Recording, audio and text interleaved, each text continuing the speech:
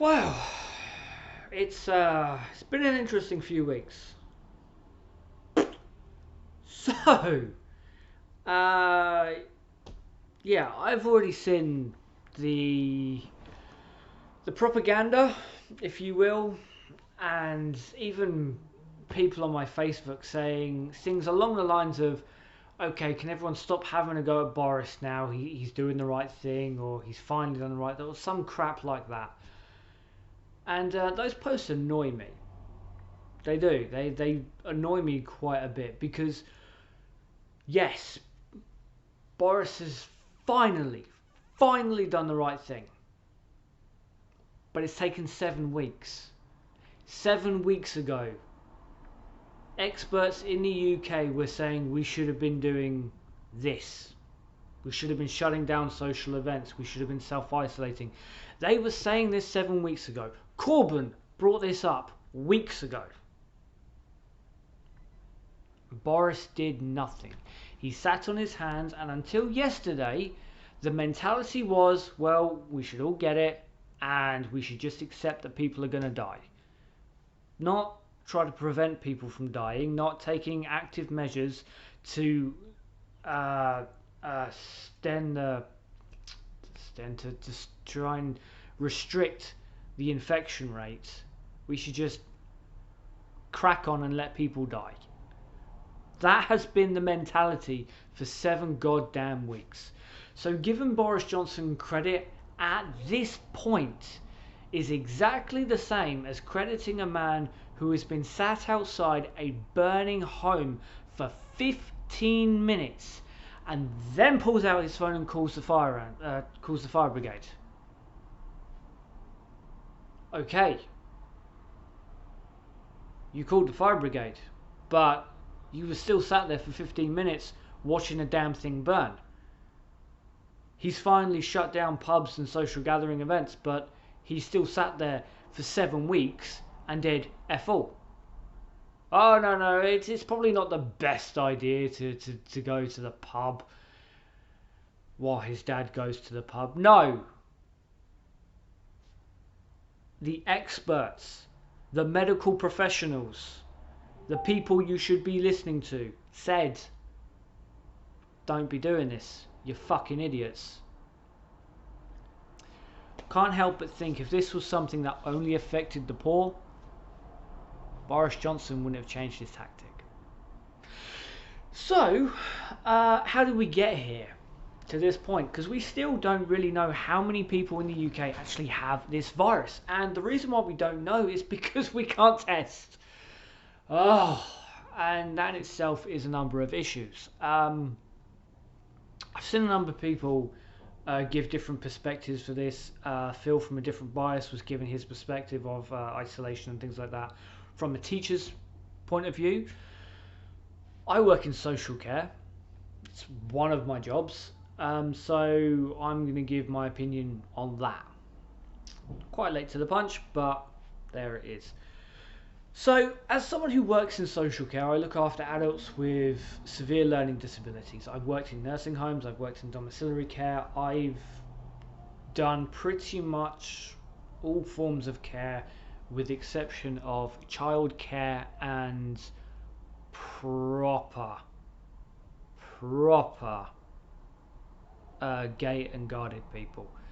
Um, So yeah, policies are going to vary from company to company, but without any direction, it's left to the companies to figure out themselves which is the best way. And I have not found a company, at least a large company. I do know of a couple of small companies that seem to be a bit better, but certainly the companies that I've worked for, the bigger companies, they don't give a toss about their staff. Not even a remote bit. So the policy until yesterday, now I admit now it has changed. Going through this on Saturday, it has changed, but it doesn't stop the worry that carers have had and the added stress that we've had. So the policy until yesterday was you can self-isolate, sure, but you are not going to get a penny unless it is confirmed that you have the coronavirus. Well, here's the thing. You're only going to get confirmed if you go to the hospital. Now, as someone who works in healthcare, I'm very aware of infection control. I'm very aware of airborne pathogens and so on and so forth. I'm also very aware that as a 31-year-old with no underlying medical conditions, my immune system is pretty good.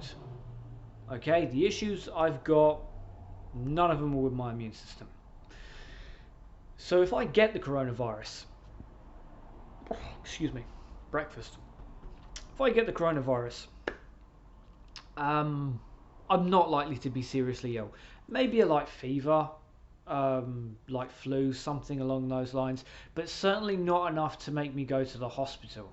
And I'm going to be very aware, while I'm sat in bed or sat on my sofa, that feeling as crap as I do, if I travel to the nearest hospital which is dealing with this, which I believe is Canterbury, because remember, the Conservatives have intentionally kept Buckland Hospital, Dover Hospital, mostly shut, so they can't deal with it. I would have to travel to either William Harvey or Canterbury. Everyone I come into contact with is going to get infected. It's a persistent cough, and while I am absolutely going to be coughing into my elbow or into there, I'm still risking a ton of people getting infected. If you have cancer, you'll be getting treatment in Canterbury. And if you're going through chemotherapy, your immune system, well, you haven't fucking got one. So if I'm selfish and stupid enough